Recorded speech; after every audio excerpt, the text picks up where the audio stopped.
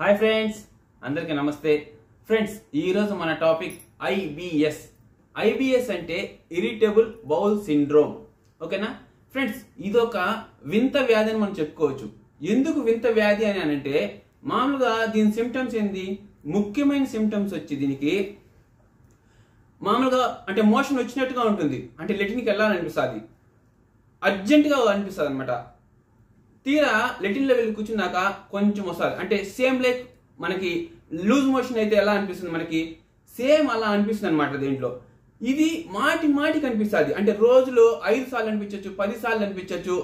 దీనివల్ల మనకి పెద్ద ప్రాబ్లం అయితే లేదు, కానీ దీనివల్ల మెయిన్ సమస్య ఏంటంటే మన లైఫ్ స్టైల్ అనేది చాలా వరకు డిస్టర్బెన్స్ అవుతుంది. అంటే ఇప్పుడు మీరు సపోజ్ ఆఫీస్కి వెళ్ళాలి, బైక్ మీద కూర్చున్నారు, సైకిల్ మీద కూర్చున్నారు, లేదా కార్లో కూర్చున్నారు, మీ కడుపులో గుడు అయిందంటే మీ పరిస్థితి ఏంది?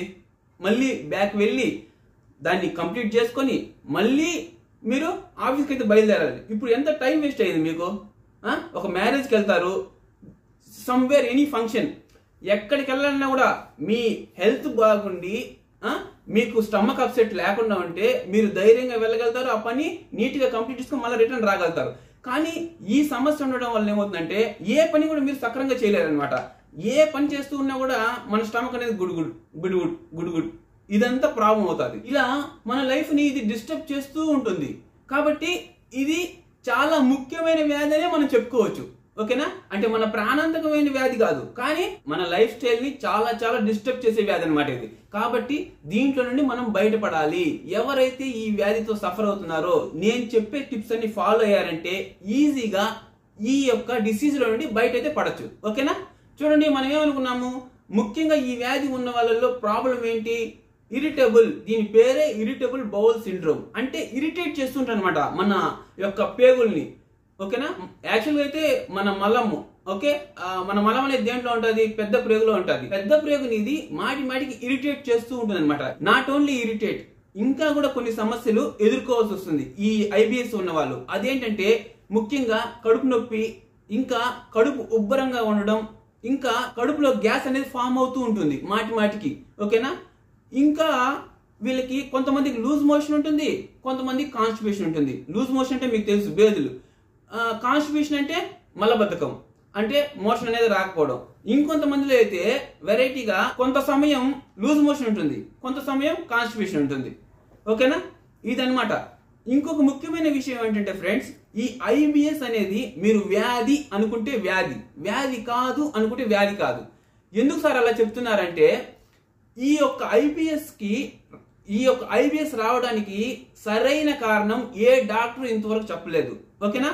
అలానే ఈ ఐబిఎస్ కి ఇదే ట్రీట్మెంట్ అని కూడా ఏ డాక్టర్ కనిపెట్టలేదు, ఏ సైంటిస్టు కనిపెట్టలేదు. కాబట్టి దీన్ని నేను ఫస్ట్ చెప్పా, ఇది ఒక వింత వ్యాధి అని చెప్పేసి.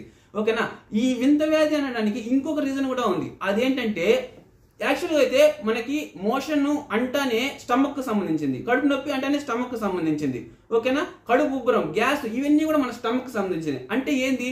మన డైజెషన్ ట్రాక్ కు సంబంధించిన వ్యాధి ఇది యాక్చువల్గా. కానీ ఈ ఐబిఎస్ అనేది మన డైజెషన్ ట్రాక్ ప్లస్ మన మైండ్, ఈ రెండింటికి కనెక్ట్ అయి ఉంటుంది అనమాట. ఇది ఎలాగంటే పాసిబుల్ అవుతుంది. మీరు ఒక సామెత వినే ఉంటారు, శివుడు ఆజ్ఞ లేనిదే చీమైనా కరవదు అని చెప్పేసి. అలానే మన బాడీలో ప్రతి పార్ట్ కూడా కదలాలన్నా, ఏదైనా చెప్పాలన్నా, మీరు ఏం చేయాలన్నా కూడా మన బాడీలో మన మైండ్ యొక్క సంకేతాలు లేకపోతే అది అసాధ్యం. ఓకేనా? జస్ట్ మీరు ఇలా చూడాలి అన్నా కూడా మన బ్రెయిన్ అనేది ఆల్రెడీ కంటికి సంకేతం ఇస్తుంది, నువ్వు అలా చూడు అని చెప్పేసి. నేను ఇప్పుడు చెయ్యి ఎత్తాలంటే బ్రెయిన్ అనేది సంకేతం ఇస్తుంది, కాకపోతే అది ఫ్రాక్షన్ ఆఫ్ సెకండ్స్ లో జరిగిపోతుంది. ఓకేనా? అంటే మీరు చెయ్యి ఎత్తంటే గంట తర్వాత చెయ్యి ఎత్తరు, ఫ్రాక్షన్ ఆఫ్ సెకండ్స్ అనమాట. ఇప్పుడు మనం బండి తోలుతున్నాము, టక్కని ఈ సైడ్ నుండి బండి వస్తాడు, టక్కని చూసి బ్రేక్ కొడతాడు మనిషి. ఇదంతా చూడటము, బ్రేక్ కొట్టడము, ఇదంతా ఫ్రాక్షన్ ఆఫ్ సెకండ్స్ లో జరిగిపోతుంది. ఇదంతా ఎవరు చెప్తున్నారు? మన బ్రెయిన్ అనమాట. అలానే ఈ ఐబిఎస్ వ్యాధి కూడా మన బ్రెయిన్ కే కనెక్ట్ అయి ఉంటుంది. ఓకేనా? ఇంకొక విషయం వచ్చేసి, నేనేమన్నాను, ఇది వ్యాధి అనుకుంటే వ్యాధి, వ్యాధి కాదు అనుకుంటే వ్యాధి కాదు అన్నా కదా. అలా ఎందుకన్నానంటే మీకు ఒక చిన్న ఎగ్జాంపుల్ చెప్తా ఈ వ్యాధి గురించి. ఈ ఐబిఎస్ సమస్యతో బాధపడుతున్న ఒక పేషెంట్ ఒక 15 years ఈ సమస్యతో సఫర్ అయ్యి తర్వాత అతను నిజాలు తెలుసుకున్నాడు. అది ఎలానో ఇప్పుడు చెప్తాను. యాక్చువల్గా ఆ 15 years సఫర్ అయిన పేషెంట్ ఏం చేశాడంటే, అతను స్టార్టింగ్ నుండి అతనుకున్న సమస్య ఏంటంటే నెగిటివ్ థాట్స్ అంటే ఏంటి అంటే పాజిటివ్ థాట్స్ నెగిటివ్ థాట్స్ అని రెండు ఉంటాయి కదా. అంటే మంచి ఆలోచనలు, యాక్చువల్గా చెప్పాలంటే చెడ్డ ఆలోచనలు అనుకోండి. చెడ్డ ఆలోచనలు అంటే ఏంటి అంటే మనకి ఏమీ జరగదు కానీ జరిగిపోతుందేమో అనుకోవడం. అర్థమవుతుందా? అంటే ఇప్పుడు సపోజ్ నేను ఇప్పుడు వెళ్తున్నా, నా ఎదురుగా లారీ వస్తుంది అంటే సైడ్కి వెళ్తే ఏం కాదు, కానీ నేనేమనుకుంటానంటే సైడ్కి వెళ్ళినా లారీ వచ్చి నన్ను గుద్దేస్తాదేమో అనేసి నేను బండి ఆపడము, పక్కకి నేను మూవ్ కాకపోవడము. అతను అలానే అతనికి యాక్చువల్గా నిజంగా అతనికి జరిగిన సమస్య ఏంటంటే అతను మార్నింగ్ లేస్తాడు, డ్యూటీకి వెళ్దాం అనుకోండి, బయలుదేరుతాడు. ఓకేనా? అతనికి ఒక టెంపుల్ కనపడతాడు దారిలో. అది ఎగ్జాంపుల్ శివాలయం అనుకోండి, వెళ్ళి దర్శనం చేసుకుంటాడు. ఆ సందులోనే ఇంకో టెంపుల్ ఉంది, వినాయక స్వామి అనుకోండి. ఇతను ఏం చేస్తాడు, అరే శివుని దర్శనం చేసుకున్నాను, వినాయక స్వామి దర్శనం చేసుకోకపోతే మళ్ళీ వినాయక స్వామి బాధపడతాడేమో అనేసి వినాయక స్వామి దగ్గరికి దర్శనం చేసుకుంటాడు. ఇంకొంచెం దూరంలో సుబ్రహ్మణ్య స్వామి కూడా ఉంది. అయ్యో వినాయక స్వామిని చూసినాము, అతని తమ్ముడే కదా సుబ్రహ్మణ్య స్వామి, ఆయన్ని చూడకపోతే ఆయన శాపం ఇస్తాడేమో, కోపపడతాడేమో అనేసి మళ్ళీ అక్కడికి వెళ్ళి అక్కడ బండి స్టాప్ చేసి మళ్ళీ గుడికి వెళ్ళి దర్శనం చేసుకొని మళ్ళీ వెళ్తాడు. ఇదంతా జరగడం వల్ల ఏమవుతుంది, అతని లైఫ్ స్టైల్ అనేది దెబ్బతినిపోలే. అతను సరైన ఎగ్జామ్కే వెళ్ళాలి, ఒక డ్యూటీలో మీటింగే అటెండ్ అవ్వాలి, ఇవన్నీ అతని డిస్టర్బెన్స్ అయిపోతాయి. ఓకేనా? ఇలా ఆలోచించి ఇది ఒక్కటే కాదు. ఇప్పుడు ఎవరైనా ఏమైనా అనుకుంటారేమో, మన ఏమైనా మాట్లాడితే వాళ్ళేమనుకుంటారు, వీళ్ళేమనుకుంటారు అంటే నువ్వు నిజాన్ని కూడా నిర్భయంగా చెప్పలేవు ఈ అనుకోవడం వలన. అర్థమవుతుంది మీకు నేను చెప్పేది? అంటే పాజిటివ్ థింకింగ్ అని అసలు లేదు, అంతా నెగిటివ్. అంటే ఏదో జరిగిపోతుంది ఇలా థింక్ చేసి లాస్ట్లో ఏమవుతుంది, ఈ కనెక్షన్ అనేది లాస్ట్ కడుపుకి కొట్టదు అనమాట. ఆ కొట్టినప్పుడు ఏమవుతుంది, పేగులు ఇరిటేట్ అవుతాయి దీని ద్వారా. అప్పుడేమవుతుంది, ఇది ఆలోచన వలన గుడు అనడం. అంటే ఏదో మన మోషన్ వస్తుందేమో, ఇప్పుడు మోషన్ పోకపోతే మళ్ళీ మనకి ప్రాబ్లం అవుతుందేమో అని ఒక 10 times అనుకుంటే 11th time నుండి ఇదే మీకు సంకేతాలన్నీ పంపిస్తానే ఉంటుంది ఇంకా మెదడు. అలా రోజుకి 2 సార్లు వెళ్ళే వాళ్ళు 4 సార్లు వెళ్తారు, 4 సార్లు వెళ్ళి 8 times వెళ్తారు, 8 times వెళ్ళే వాళ్ళు 10 times వెళ్తారు. ఇలా జరిగిపోతూ ఉంటుంది అనమాట. మీకే తెలియదు, మీకు తెలియకుండానే మీరే ఆ ఉచ్చులో పడిపోతున్నారు. ఎందువల్ల? నెగిటివ్ థింకింగ్ వలన. ఓకేనా? దీనికి ఇప్పుడు మీకు బాగా అర్థమయ్యే ఉంటుంది. ఈ ఐబిఎస్కి మెయిన్ రీజన్ నెగిటివ్ థింకింగ్. ఓకేనా? ఎవరైతే ఈ నెగిటివ్ థింకింగ్ని మార్చుకొని పాజిటివ్ థింకింగ్లోకి వస్తారో వాళ్ళు ఈజీగా ఈ ఐబిఎస్ నుండి బయటపడచ్చు, ఎటువంటి మెడిసిన్ లేకుండా. ఓకేనా? మీరు ఎక్కువగానే నెగిటివ్ థింకింగ్ అయిపోయి మానసికంగా బాధపడుతూ ఉంటే అటువంటి వాళ్ళు కొద్ది రోజులు సైకియాట్రిస్ట్ దగ్గరికి వెళ్ళేసి ఏదైనా మెడిసిన్ వాడితే సరిపోతుంది. మామూలుగా స్టార్టింగ్ స్టేజ్లో ఉండేవాళ్ళు ఎటువంటి మెడిసిన్ అవసరం లేదు, అసలు ఇది వ్యాధి కాదు కదా. ఓకేనా? కానీ కొన్ని హాస్పిటల్స్, కొన్ని డాక్టర్లు మాత్రం దీన్ని చాలా పెద్ద వ్యాధిగా చెప్తున్నారు, మనీ కూడా బాగా ఎర్న్ చేసుకుంటున్నారు. కాబట్టి మీరు ఆ ఉచ్చులో పడద్దండి. ఓకే? కొంతమంది అయినా అండర్లైన్ చేసుకోండి, అందరు డాక్టర్లు కాదు. మళ్ళీ అందరు డాక్టర్లు అలానే ఉంటే అందరూ పోతారు పైకి, అలా అందరూ లేరు. ఓకేనా? కొంతమంది డాక్టర్లు మాత్రమే, కొంతమంది డాక్టర్లు మంచోళ్ళు ఉన్నారు కాబట్టి ఈ ఇన్ఫర్మేషన్ మన వరకు వచ్చింది కదా, లేదంటే మనకెలా తెలుస్తుంది? ఓకేనా?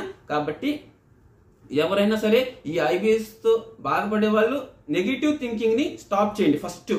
ఫస్ట్ మీరు చేయాల్సిన పాయింట్ ఏంటి, నెగిటివ్ థింకింగ్ని స్టాప్ చేయాలి. ఓకేనా? పాజిటివ్గా ఆలోచించడం స్టార్ట్ చేయండి. ఓకే ఫ్రెండ్స్, ఇంకా మీకు ఆల్రెడీ ఇది ఏంది, ఇది దేనివల్ల వస్తుంది, ఓకేనా, ఇది వస్తే మీరు ఏమేమి సమస్యలు ఫేస్ చేయాలి, ఇవన్నీ కూడా మీకు ఆల్రెడీ నేను చెప్పేసా. ఇప్పుడు దీన్ని క్యూర్ చేసుకోవాలంటే నేనైతే మెయిన్ ప్రాబ్లం అయితే చెప్పేసా, దాన్ని క్యూర్ చేసుకోవాలంటే మీరు నెగిటివ్ థింకింగ్ని స్టాప్ చేసుకోవాలి, పాజిటివ్ థింకింగ్ని పెంచుకోవాలి. మెయిన్ ట్రీట్మెంట్ అయితే ఇదే. ఓకేనా? దీనికి రిలేటివ్గా ఇంకొన్ని చెప్తా ఇప్పుడు. ఓకేనా? వాటిని కూడా పాటించారంటే ఈజీగా బయటపడిపోవచ్చు. అదేంటంటే మంచి ఫుడ్ తీసుకోవాలి. ఎందుకు మంచి ఫుడ్ తీసుకోవాలని చెప్పాను? మన సమస్య ఏంది, కొంతమందిలో కాన్స్టిట్యూషన్ ఉంటుందని చెప్పిన, కొంతమంది లూజ్ మోషన్ అవుతుందని చెప్పిన. ఇవన్నీ ఎందుకు వస్తాయి? లూజ్ మోషన్ ఎందుకు వస్తుంది? మన స్టమక్ అప్సెట్ అయినప్పుడు. అవునా కదా? అంటే మసాలా ఐటమ్స్, పానీపూరీలు, అదేంటది బర్గర్లు, పిజ్జాలు, బాగా కారాలు వేసుకొని తినడాలు, ఇవన్నీ చేశారంటే పచ్చిమిరపకాయలు అలాగే తింటారు కొంతమంది. ఎలా మీ స్టమక్ తట్టుకుంటుంది? కూరలో ఏదో టేస్ట్ కోసం వేసుకునేవండి ఇవన్నీ, కానీ కొంతమంది ఇదే భోజనంలా తింటున్నారు. Friends, it's wrong, completely wrong. Okay?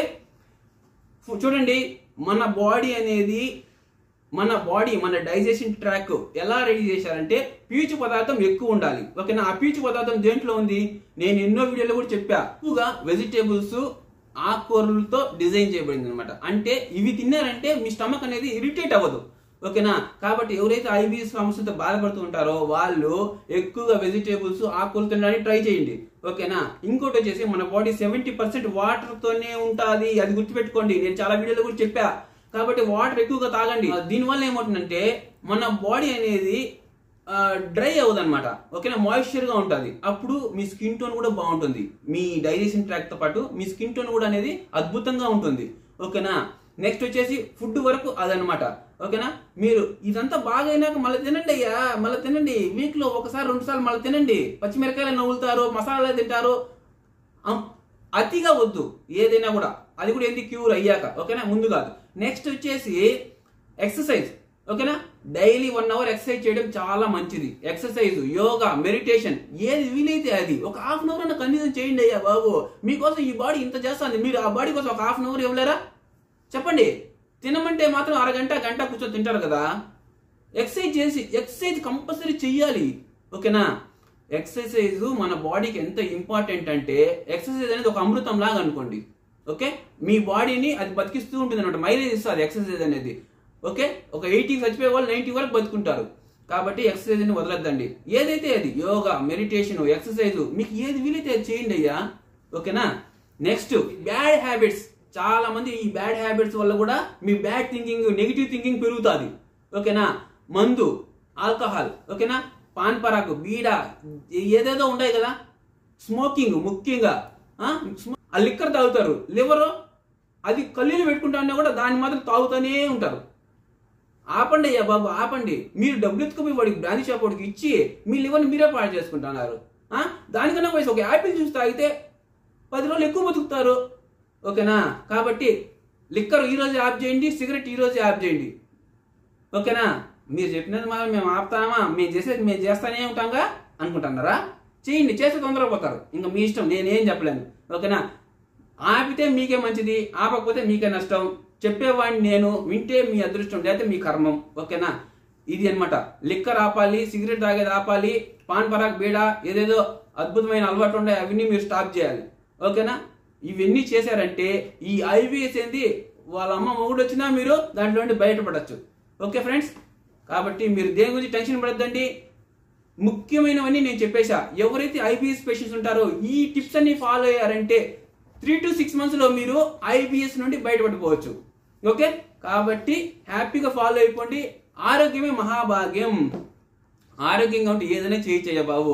ఎంతైనా సంపాదించచ్చు, ఎంతైనా పరిగెత్తచ్చు.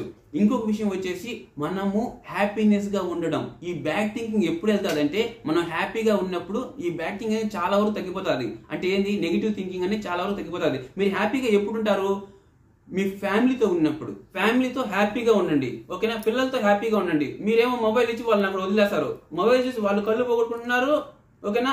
మెదడు పోగొట్టుకుంటున్నారు. మీరేమో ఎక్కడో ఒక చోట ఒంటరిగా కూర్చొని మీరు మొబైల్ నొక్కుంటున్నారు. ఇలా జరుగుతుంది కాబట్టి మొత్తం నెగిటివ్ థాట్స్ పెరిగిపోతున్నాయి ప్రపంచంలో. కాబట్టి అవన్నీ వదిలేసి పిల్లలతో హ్యాపీగా ఉండండి. ఎందుకంటే పిల్లల మైండ్ అనేది ఫ్రెష్ గా ఉంటుంది. వాళ్ళతో మీరు కానీ ఆడుకున్నారంటే కాసేపు మీ మైండ్ ఫ్రెష్ గా అవుతుంది. ఉండే బాధలన్నీ మర్చిపోతారు. మంచిగా హెల్తీగా రెడీ అవుతారు. Okay friends? కాబట్టి హ్యాపీగా ఉండాలంటే ఇది ఒక ఆలోచన. ఇంకోటి ఏంటి? హ్యాపీగా ఉండాలంటే గేమ్స్. వీలైనంత గేమ్స్ కూడా ఆడండి. క్రికెట్, షటిల్, ఓకే, ఇటువంటివి ఆడినారంటే ఏ గేమ్ అయితే ఆ గేమ్ మీకు నచ్చిన గేమ్ ఆడుకోండి ఫ్రెండ్స్. గేమ్స్ ఆడటం వల్ల కూడా మన హెల్త్ అనేది మంచిగా ఉంటుంది, హ్యాపీగా ఉంటుంది, ఉల్లాసంగా ఉంటుంది.